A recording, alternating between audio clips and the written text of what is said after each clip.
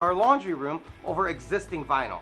And we're going to talk about floor preparation, what tools you need to get the job actually done, how we laid the flooring, and then at the end of the video, I'm going to do a review of the flooring in this shop and in the gym, which we installed about 10 months ago, and tell you guys how it's been holding up. So stick around and let's get this project going.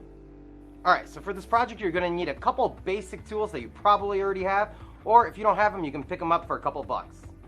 You're going to need a tape measure, a utility knife, some sort of square or straight edge, a scraper, a chalk line to shoot your reference line, some sort of abrasive pad to help you clean, a mop, and of course cleaning solution. I'm using Profi by Johnson Diversity, which is a floor cleaner and degreaser. So I used this product on the installation in the basement. We went over concrete, and I'm going to link that video down below so you guys can check that out after this one.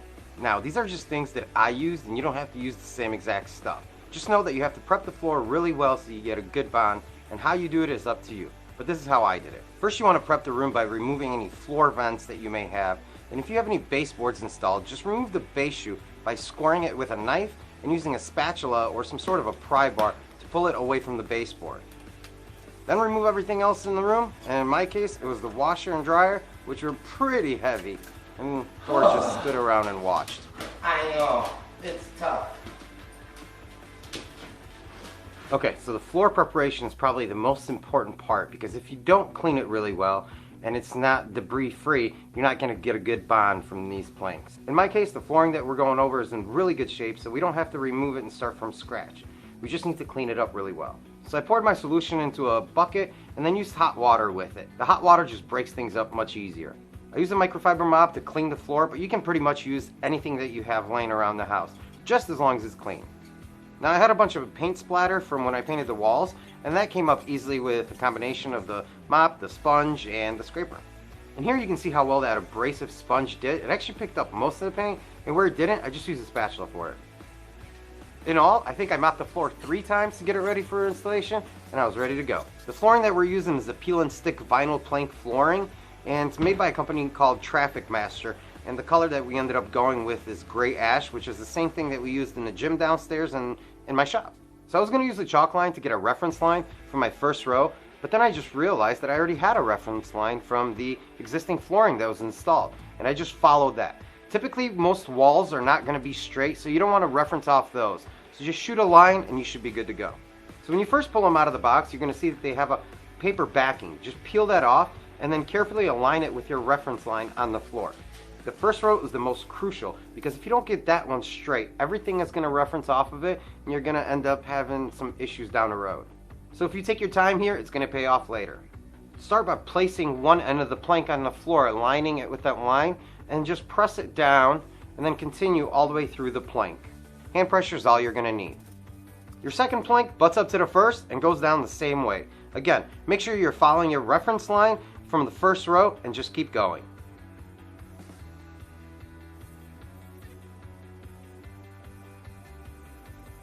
Now on the second row, you're going to have to make a cut in your first plank. So for the cut, you want to measure from the end of the plank to wherever you're going to be cutting. Go ahead and use your square to make a straight line, and then with a sharp utility knife, make a scoring line right across that plank. You don't have to go very deep with that knife, and you'll see once you start bending it, it's going to break at that cut line. Then you can cut it from the back, and you're only cutting paper at that point. These planks are super easy to cut, so just make sure you're scoring from the top, and it'll give you a nice clean cut line. Place your cut side against the wall, and make sure you're butting it nice and close to that first row, not leaving any gaps. Here, Samantha got in on the action. There's just something about laying these planks that she enjoys doing. She actually ended up doing the remainder of the room. And I was totally good with that, because she's actually a lot more patient than I am and does a better job.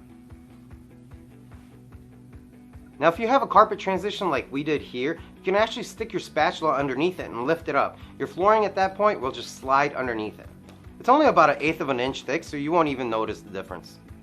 And if you run into door frames like we did here, you can do one of 2 things. You can cut the plank around the casing or the frame of the door, or option 2, you can cut the bottom of the casing with a saw or utility knife like I did here. And again, you don't need much, just enough for that plank to slide underneath.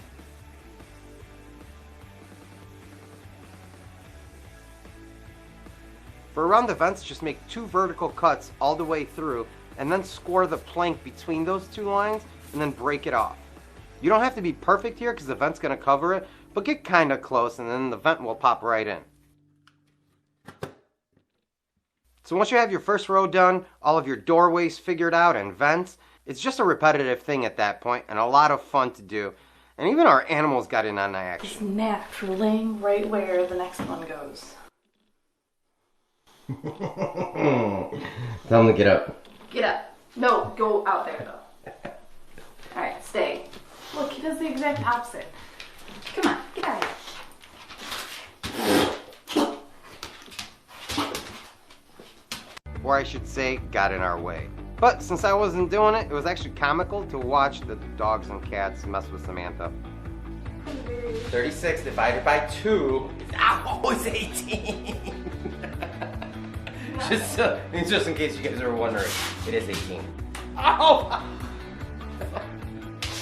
Oh my god, I wish I was running slow-mo on that one.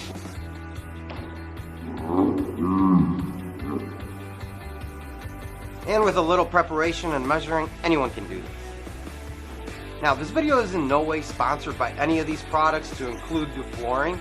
I just truly love the product and how easy the installation goes and the durability of it, which we're going to talk about at the end of this video.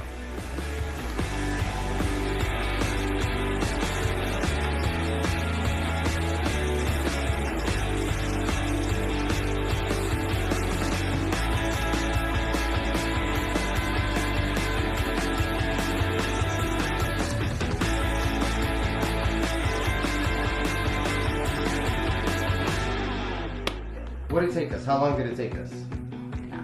An hour maybe. So honey, how easy was this? This was pretty darn easy except for the cutting over there, that one piece. That was a little difficult for you? That was not fun. Okay. You made the wall wrong, I think. It's probably just awkward dimensions. Oh, so it's my fault? Yeah. Okay. And would you recommend somebody doing this on their own, not a contractor? I would, but it's more fun with 2 people and a dog and a cat. Okay. At least. Great job today.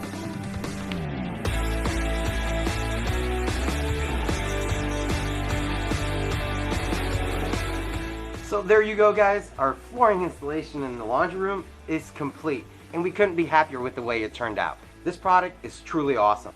It's super easy to install, and with the amount of traffic we get from our kids, the dogs, the cats, me dragging tools everywhere, spilling stuff all the time, it's holding up pretty well. So like I said at the beginning of the video, we installed this same exact flooring about 10 months ago here in the shop and in Samantha's gym.